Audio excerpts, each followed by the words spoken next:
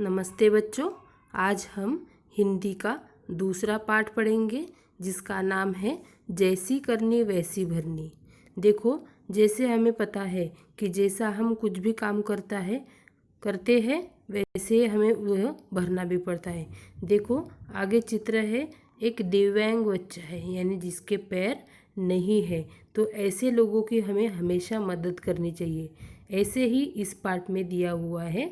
देखो, आगे का चित्र है कि एक अनाथालय है। अनाथालय यानी जहाँ पे अनाथ बच्चे होते हैं उनकी भी हम क्या करते हैं, मदद करते हैं। देखो, आगे है एक अंधा व्यक्ति है यानी नेत्रहीन व्यक्ति है। ऐसी व्यक्ति की भी हमें क्या करनी चाहिए, मदद करनी चाहिए। तो हम जब रास्ते से जाते हैं या कहाँ से जाते हैं, तो अगर नेत्रहीन व्यक्ति हमारे सामने आता है या कोई भी व्यक्ति जिसकी आंखें ना हो, जिसके हाथ पैर टूटे हुए हो या नहीं हो, ऐसे व्यक्तियों को हमें हमेशा मदद करनी चाहिए। देखो, हमारे पाठ का नाम है जैसी करनी वैसी भरनी, यानी जैसे हम कुछ भी कार्य करते हैं वैसे ही हमें भरना पड़ता है। यानी हम अगर अच्छे कार्य करते हैं तो हमें वैसे ही अच्छे ये भी मिलते हैं, उसके फल भी मिलते हैं। अगर हम बुरा काम करते हैं तो हमें उसके बुरे फल मिलते हैं। देखो, मैं पाठ पढ़ती हूँ। वह देखो, आओ तुम्हें एक तमाशा दिखाऊं, ऐसे कमल ने कहा। यानी कमल उसके मित्र को यह बात बोलता है। क्या करोगे तुम, विमल को फिर से गिराने की सोच रहे हो ना? यानी आयुष ने कहा कि तुम फिर से विमल को गिराओगे क्या? कमल ने कहा, हाँ, उस दिन हमने कितना मज़ा किया था। वह पास आ रहा है। भागकर वह जाता है और एक पत्थर उठाकर रास्ते के ठीक बीच में रख देता है। कमल क्या करता है कि वह एक बड़ा सा पत्थर लाकर वहाँ पे बीच में रख देता है। और जब विमल वहाँ से आता है, विमल क्या होता है, नेत्रहीन होता है, उसे आंखें नहीं होती है, तो वहाँ से वह गाना गाते गाते आगे आता है कि बड़े चलो राही तुम बड़े चलो, रुकना न तेरा काम। ऐसे वह गाते गाते आता है और धड़ाम से गिर जाता है। तभी कमल क्या करता है, ताली बजाते हुए कहता है कि गिर गया गिर गया। ऐसे वह उसकी हंसी उड़ाता है। विमल उठने की कोशिश करता है और तभी सभी बच्चे उसे क्या करते हैं, हंसते हैं और ताली बजाते हुए कहते हैं कि उठ भाई उठ, दिखता नहीं है तो सड़क पर क्यों चलते हो? यानी अगर तुझे कुछ दिखता नहीं है तो तू सड़क पे क्यों आता है, घर में चुपचाप बैठ। ऐसे सभी उसको मित्र चिढ़ाते हैं। और तभी क्या होता है, आयुष वहाँ पे आता है और बोलता है कि तुम्हें शर्म आनी चाहिए। तुमने क्या किया है, एक नेत्रहीन बालक को गिरा दिया है। शर्म आनी चाहिए तुम्हें।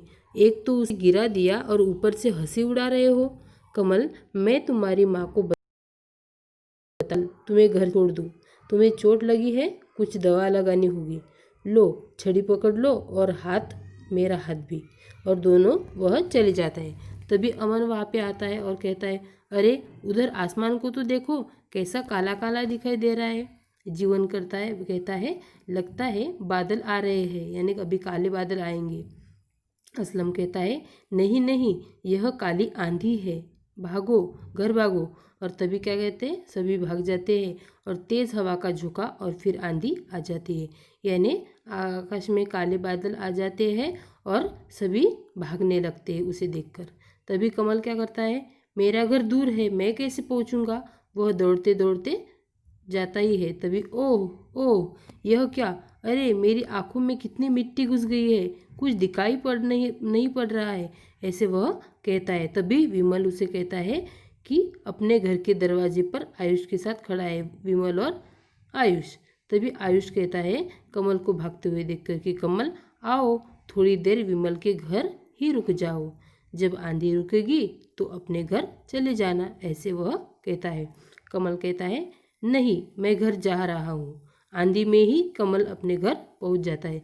यानी जब आंधी चलती रहती है, जब तूफान चलता रहता है, तभी कमल अपने घर चला जाता है और अपने माँ को बोलता है कि माँ माँ दरवाज़ा खोलो, क्योंकि उसे दिखाई नहीं देता है, इसलिए वह वैसे बोलता है। देखो, माँ क्या करती है, दरवाज़ा खोलते हुए कहती है, इतनी देर तक कहाँ थे? आंधी तूफान का भी ध्यान नहीं। यानी इतनी आंधी आ रही, इतनी तूफान आ रही, फिर भी तुम्हें ध्यान नहीं था, तुम घर इतनी जल्दी क्यों नहीं आए? तो कमल कहता है, माँ मुझे कुछ भी दिखाई नहीं दे रहा, मेरी आँखों में मिट्टी भर गई है। तभी माँ कहती है चलो आँखें धुलवा दूँ, और उसकी माँ उसकी आँखें धो देती है। अब थोड़ी देर लेट जाओ, यानी थोड़ी देर के लिए तुम लेट जाओ, ऐसे उसकी माँ उसे कहती है। कमल, माँ मेरी आँखों में बहुत दर्द है, खुल ही नहीं रही है। यानी उसकी आँखों में मिट्टी चली जाने के कारण उसकी आँखें खुलती नहीं है। माँ कहती है घबराओ मत बेटा, अभी मैं डॉक्टर चाचा को फ़ोन करती हूँ और आंधी रुकते ही वह यहाँ पे चले आएंगे। तभी माँ क्या करती है, डॉक्टर चाचा को फ़ोन करती है और आंधी रुकने के बाद वह डॉक्टर चाचा वहाँ पर आते हैं और कमल का इलाज करते हैं, यानी उसकी आंखों में क्या चला गया है वह देखते हैं।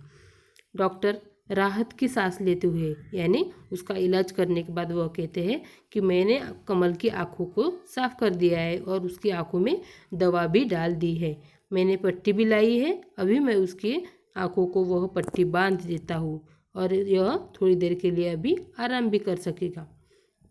माँ और डॉक्टर चले जाते हैं उसकी रूम से।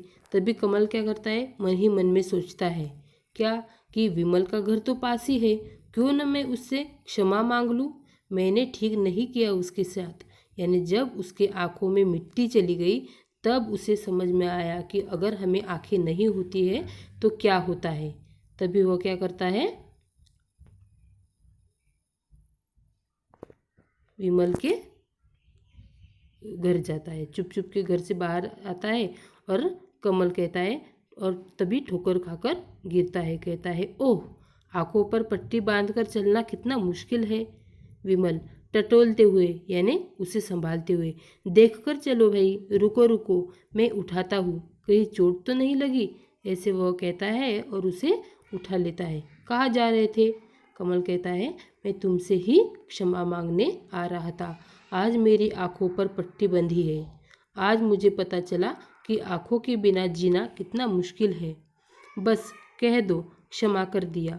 विमल कहता है तुम तो मेरे मित्र हो, क्षमा कैसी, मैं अपनी धुन में गाता हुआ जा रहा था, पत्थर का पता नहीं चला इसलिए गिर गया, इसमें तुम्हारा कोई दोष नहीं है, हम दोनों मित्र हैं।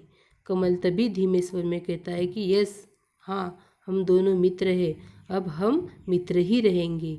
यानी जब वह गिर गया, जब उसकी आंखों में मिट्टी चली गई आंधी की वजह से, तब क्या हुआ, कमल को वह बात समझ में आ गई कि अगर हमारे आंखों में पट्टी बंधी है या हम नेत्रहीन हैं तो हमें कैसे दिखाई देगा। यानी इससे हमें यह समझ में आता है कि अगर हम किसी के साथ बुरा व्यवहार करते हैं, बुरा कार्य करते हैं, तो हमारे साथ भी बुरा ही होता है। इसीलिए सबके साथ क्या करना चाहिए, अच्छा व्यवहार करना चाहिए, अच्छे कार्य करने चाहिए। यह इस पाठ से हमें सीख मिलती है कि कभी किसी के साथ बुरा न करना, सच्ची मित्रता करना और दिव्यांगों का आदर करना, यानी जिनको आंखें नहीं है, जिनको हाथ पैर नहीं है, ऐसे व्यक्तियों की।